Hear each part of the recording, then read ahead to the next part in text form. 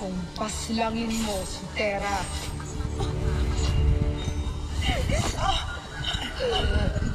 Mamatay ka na!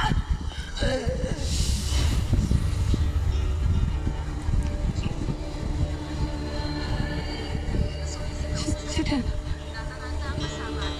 nasaktan ko ba ang kailan? Yung ginawa ko Sa awa ng mahabaging Emre, ay hindi mo nasaktan ang iyong anak Sangre Danaya. Bagkus, siya ay ligtas na umalis sa Adamya.